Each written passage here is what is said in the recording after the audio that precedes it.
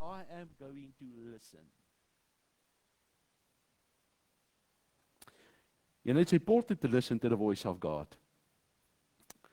Because sometimes we want to run ahead where God is not leading. Amen?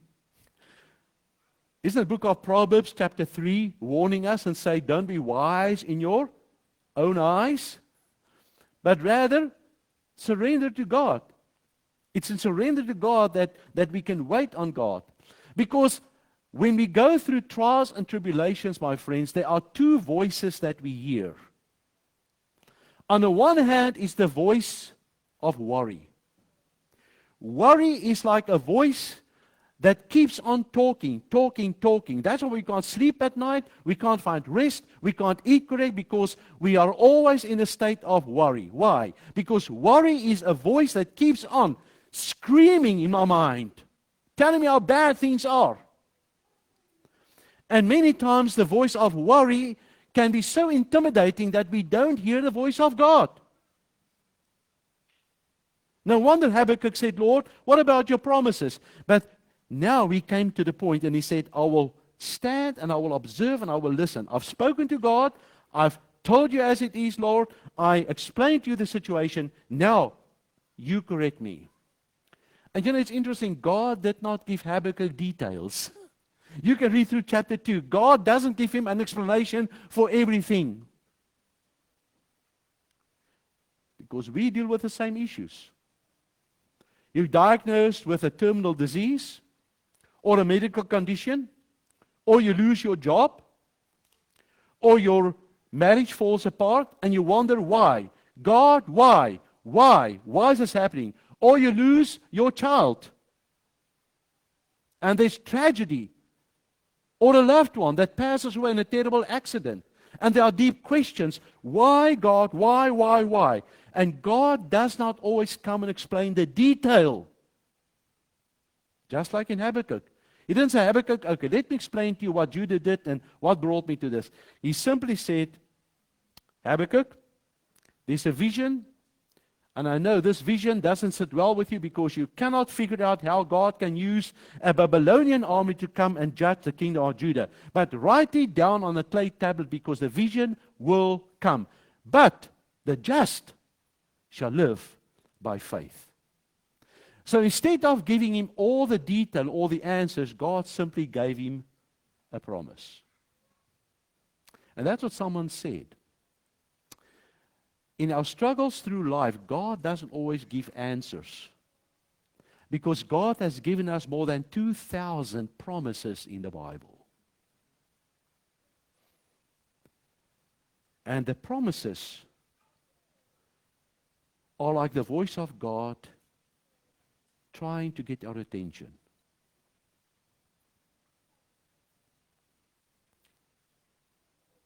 And then, what Habakkuk did in chapter 3, when you read through chapter 3, he was praying. He was praying, but not only praying, he was saying, Lord, I am now going to reflect. And I'm going to look back. And he started out with how God created the world and how God dealt with the nations. In other words, Habakkuk went back and he studied history. Maybe he read the verse that's written there in the book of Acts that says, for all these things that happened to all those patriarchs beforehand were written for our admonition. So we may go back and look at what God did and how God dealt with the people back in the day. And when we read through God's past experiences with people, with his people, we can find hope. When we can look back and we can see how God led the people of Israel out of Egypt with a mighty hand, opened the sea unto them, and even supplied them with food and protection, then we can have the assurance the same God will see us through. And that's what Habakkuk did. Habakkuk looked at God's past faithfulness. And in chapter 3, he reflects in his prayer upon the mighty acts of God in history. Now, you know, there's a very interesting thing when that happens. When we begin to study the Bible, when we begin to read about God's past acts. And I know sometimes we say, oh, It was written for the people back then. You know, we come to Sabbath school, it's, oh, I don't need to go to Sabbath school. I've heard all those stories of Moses. I've heard all those stories about the Israelites. I've heard all about Father Abraham. But we forget. The more we focus on reminding ourselves of these incidents, the more it's building our faith. Because memory builds faith. When you can look back and you can imagine what God did in the past, when you look back over your own life and you can picture yourself at the time when you were in such a terrible state and you had no hope, you felt lonely, isolated, rejected, and yet you can look back and you can see how God picked you up at that moment and God brought you to where you are today, and you can imagine that dream of the footprints in the sand. You know what I'm talking about? Then that builds faith. So it's good for us to go back and read about the past history of God's people. How God dealt with Daniel in Babylon. How God dealt with his children through the history. How Jesus dealt with the disciples. How Jesus interacted with people throughout his ministry. And place yourself in the shoes of those individuals. Make the Bible come alive in your life, in your experience. And that is what will build faith. And that's what Habakkuk did. And when that happens, something amazing will begin to happen. We call it a paradigm shift in your mind, which means you go from one aspect to a totally radical new view. And that is, you move from focusing on the dilemmas and focusing on the challenges and focusing on the problems to looking at God in a new way. Your problems don't get smaller, but your vision of God gets bigger. And when that happens, there's hope. And my friends, as we approach the end of time, you better believe it, we're going to face challenges as we approach the end of time. This world is becoming to be a bad place. And where shall we turn to? Like you, I'm a human being. I am a believer first, and then I'm a pastor. I don't have a superhuman faith. I struggle with things that you struggle with. I get concerned about things you get concerned about. I do sometimes get upset when I see injustice and unfairness. It's human. But that's why I thank God that in my humanness, in my humanity, I can reach out to one that's higher, stronger, and greater than all my problems. I remember there were times in my life when I felt low. There were times when I would draw the curtains close and just sit in my room and feel sorry for myself. It happens. I didn't want to see anyone. But God always would send people. I remember I was going through a divorce back in South Africa. I felt rejected, I felt lonely, I felt hurt. How could I explain to my church that their pastor was going through a divorce? And I remember I was sitting one night in a little room with boxes all around me. And I was ready to write the letter to the president to resign from the ministry and say, I don't feel I'm adequate to do this anymore. I don't feel I can do this anymore. How can I stand before people and preach the word of God? But I can't even save my marriage. And the next morning, when I opened my door, there was a little note on the front door. And there was a lady who lived in an apartment not too far from there. And she said, Will, please come over and have tea with me and my husband at 11 o'clock this morning. You know, it was remarkable. That lady wasn't even a Seventh-day Adventist. But she was a neighbor who might have heard or seen something.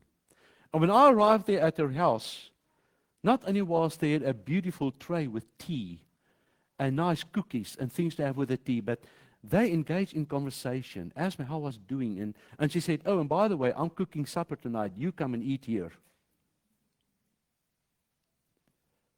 When I look back, I remember that. I remember there was one day I got a call. It was one of my young people that, this is a young person, was not a youth leader in a church. He was just attending church and going with the flow. And he called me and said, hey, Pastor, I'm going to play squash. Now, squash is like racquetball. He says, hey, it's not good for you to sit in that apartment. Let's go and play. I said, man, I can't play. I don't want to go. He says, come on, I'm going to pick you up. We're going to play racquetball or squash. And boy, did we hit that little ball with a white dot. In looking back, that was my therapy. In the same way, God used people to touch me at the time when I really needed that. And God can do the same for you. When Habakkuk felt, where is God? Why is this happening? God said, Habakkuk, faith is what you cannot see, but faith is what the just shall live by. Your circumstances may not change before, but you should have faith. And notice something, faith comes before you even see results. That's important. Faith comes before you see results. When Habakkuk says at the end of his book, though the fig tree may not blossom, there be no yield of food, there be no labor of the vine, it means that the situation has not really changed. But Habakkuk's attitude towards God had changed. God became the focus, not the problems. And it's interesting that it was like Habakkuk was trying to cross a frozen lake. And he was not sure how thick the layer of ice was. What if the ice should crack and I should fall into this lake? But he had to just follow the steps of those who'd gone before him. And step by step he walked across. And as he took one step after the other, his faith started to grow. The ice did not get thicker. His faith grew stronger. And that's why God invites us to come and say, come, remember what happened in the past. Remind me of where you are. Come and let me show you the way. Walk with me. And that's why Habakkuk can pray. In chapter 3, verse 19. It says, the Lord God is my strength. He will make my feet like deer's feet. And he will make me walk on my high heels. Now, what does that mean? What does that mean? That God will make my feet like the feet of a deer. The words are very deep and very symbolic. Because when you look at some of the mountain goats, when you go to Israel and you go towards the Dead Sea and you look at the Qumran area and you look at the sandstone cliffs there, and you see some of those mountains reaching up there, and you observe some of those mountain goats, you can see how they run on those narrow ledges. They run from point A to point B. There's no intimidation. They're not afraid. They go all the way up. And what's amazing is you can see that animal is programmed where his front hoof lifts, the hind hoof will exactly fill that spot. In other words, it's a hoof that goes into the spot where the previous hoof was. In other words, you follow your leader. It's amazing how these goats can have the stability, agility, the confidence to run on those high mountains. They do not remove the mountain. The fact that they have this miraculous design from their Creator does not remove the mountain, but it gives them the ability to run on that mountain. And when Habakkuk says, Lord, make my feet like the feet of a deer, he's saying, God, my mountains are still there, but help me to walk over those mountains. Now, let me remind you here that God doesn't always help us to walk over the mountain. Sometimes God will lead us through a dark tunnel in that mountain. Now, maybe they did not have a lot of tunnels in the day of Habakkuk. But a tunnel, someone once said, is God's way of leading you, even though it's dark and uncertain, but it's God leading you through a way so you don't have to climb the mountain. And that's amazing. We can walk through a tunnel so we don't have to climb the mountain. And at the end, we see the results. Habakkuk says, Lord, I pray, make my feet like the feet of a deer. Notice, he's not praying for God to remove the mountain. He's not praying for God to make the path easier. He's simply saying, God, strengthen me. Sounds like Martin Luther. Luther and Philip Melanchthon was one day sitting in the University of Wartburg in Germany. Luther was busy translating the Bible in the German language. And Melanchthon came and said to him, Martin, you're going through such severe strain. You're carrying such a heavy load. Maybe you need to ask God to lessen your load. To which Martin Luther replied and said, Philip, I've already spoken to God. And I did not ask God to lessen my load. I simply asked God to give me a stronger back.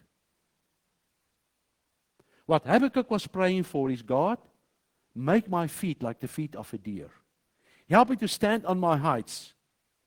Because now that I have a bigger picture of God, now that I've moved from doubt to belief, I've moved from uncertainty to assurance. I've moved from doubting God to believing God. Makes all the difference. You know, a mountain goat does not survive because a mountain becomes smooth. It survives because they've been given the feet designed for the mountain. A young boy and his dad were hiking in the mountains. The trail began easily, but after a while the path became very steep and narrow. Loose stones covered the surface, and far below was a very deep valley. Dad, the young boy said, I can't do this. I'm getting frightened. This is too high. The valley down there is too steep. His father knelt beside him, took his hand and said, Son, as long as you're going to keep staring at the valley, you're going to get afraid. Just look at me. Follow my footsteps. Just make sure that where I put my foot, you put your foot. And that way we will move together. Let me hold your hand. So step by step, the little boy and his dad continued. The mountain was high. The road got steeper. The path got narrower at some places. But the father walked ahead, and the boy carefully followed. Each footprint, the boy was absolutely certain to make sure he would put his foot only where Daddy's foot used to be. And at the end, Dad looked at him and said, Son, you don't seem to be afraid anymore. What changed? Because the same path is still there. It's still steep. It's still dangerous. Son, did the mountain become smaller? The boy laughed. No, Dad. Son, did the path become easier? No, Dad. So then what changed? The boy thought for a moment and said, because Daddy, I learned to trust you. That is Habakkuk's journey. He learned to trust God. When the troubles had not disappeared, when nothing has changed, he decided to trust God. You know, there's a verse in the book of Luke that just comes to mind. I believe it's in Luke chapter 21, where Jesus talks about the end times. And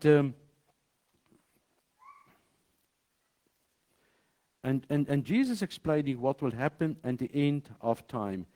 And he comes and he says in verse 28 of Luke chapter 21, now when these things, talking about events in the earth, in the world, that will really become very problematic and challenging and discouraging. When these things begin to happen, look up, Jesus says, and lift up your heads. Why? Because your redemption draws near. Like the father was saying to the son, son, don't look down at the valley. Look up. Because the down look is scary, but the up look is hopeful. The outlook might be uncertain, but the outlook is where God has everything under control. Bring your worries honestly to God. Listen to God. Read about the past history of how God dealt with His people. Remember what God has done and who God is. And then, just maybe then, you'll also, like Habakkuk, choose to worship and move from worry to worship. The fig tree may not blossom, yet I will rejoice in the Lord. Because worry always wants to know what is going to happen. Faith asks, who is with me? How is your journey with God? Are you afraid to talk honestly to God about what you're dealing with? Remember, God embraced Habakkuk with all his concerns and all his worries and all his uncertainties. And God can do the same for you and me. What God did with His prophet, He can do for us. Because God wants us to move from fear to faith. God desires for His people to move from our spiritual crisis to the hope we have in Jesus Christ and the promises in His Word. Therefore, with Habakkuk, we can also say, Lord, make my feet like the feet of a deer and help me to walk on my high places. Let us pray. Father, I pray that as we journey through this life,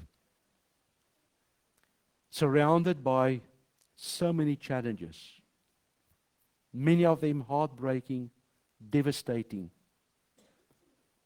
Lord, you look at your people this morning and you can see deep into every heart. You can see the struggles. You can see the expectations. You can see the things that really matter. And like Habakkuk, I pray, help us to be authentic. Help us to pour it out before you. Help us to listen to your voice and not the voice of worry. Help us to discover what it is and what it means to trust God even when circumstances have not changed. And then, Lord, make our feet like deer's feet. Let us walk with you. The journey may be tough. The journey can be challenging. The journey can be intimidating. But when we stand with God, the view will be amazing. In Jesus' name, amen.